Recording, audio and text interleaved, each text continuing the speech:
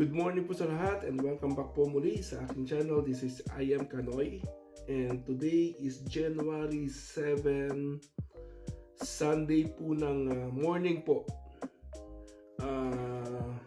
Ang degrees po namin today dito is negative 13 po sa labas.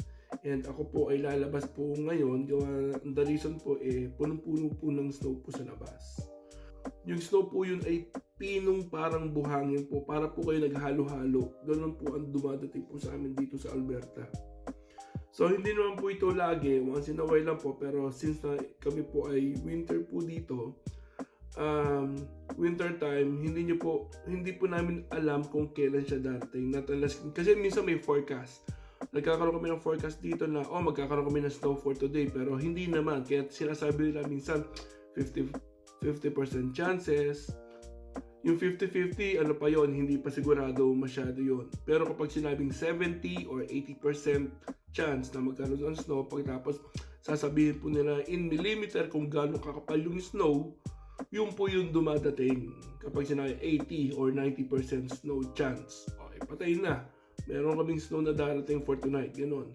Ngayon, nagkaroon po kami ng snow for kagabi, last night.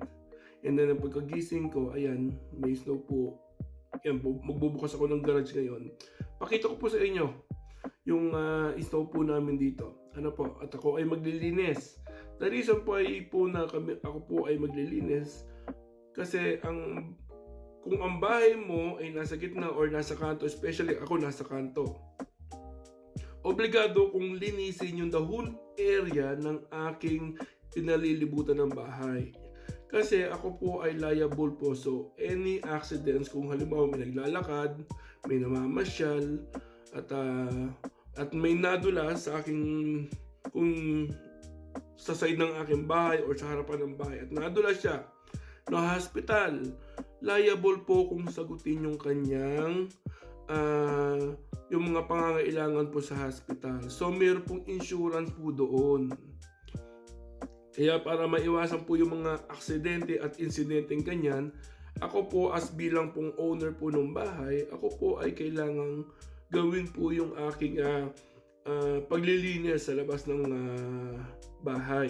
Ganun din po kapag halimbawa summer po dito at mataas ang inyong grass, I have to cut it down. Kasi kung hindi, isusumbong ka ng mga kapitbahay mo o kapitbahay ko na hindi ako naglilinis ng harapan ng bahay. May mga law dito po, especially po dito sa Canada. So, nandito po ako sa aking garage. Pakita ko lang po sa inyo. Ako po ay gumagamit po yung tool pang throw po ng snow. Ito po yung tinatawag po nilang ice thrower. So, instead na aking palahin at malaki nga po yung aking lilinisin, para hindi ako masyadong mapagod, ako ay gumagamit po ng ice thrower. Ito po ang itsura niya po guys. So pinapasukan po siya ng dalawang baterya po dyan at kinakargahan. Ano po? Yan. Kapag titingnan niyo po dito, meron po siyang cougar sa loob. Rubber po siya na matigas para itapon niya po dito sa bibig po dito. So, buksan ko lang po yung aking garahe at pakita ko po sa inyo kung ano po itsura po sa labas. Okay po, saglit.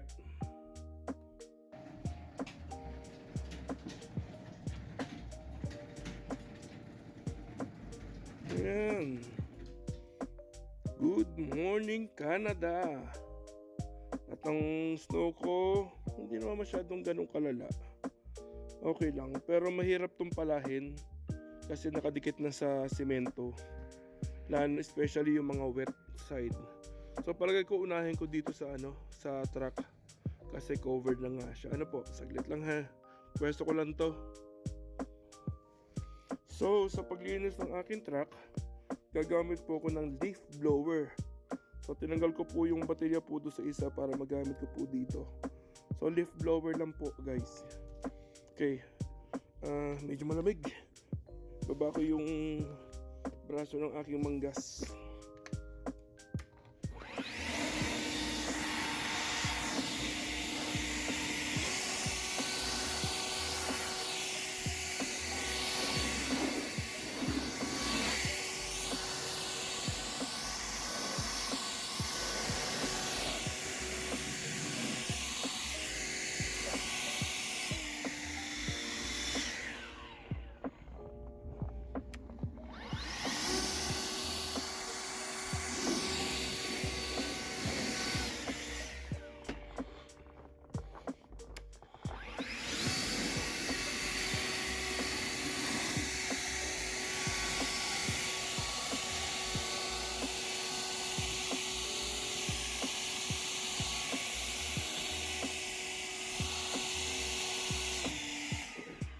madaling gawin to. Na ayan yung fingerprint, tingnan nyo, makikita nyo kung gaano kataas yung aking snow na kailangan linisin. Minsan umaabot dito hanggang dito yung snow. So hindi ko na, kapag binlow ko to ng leaf blower, nalilinis din naman pero matagal.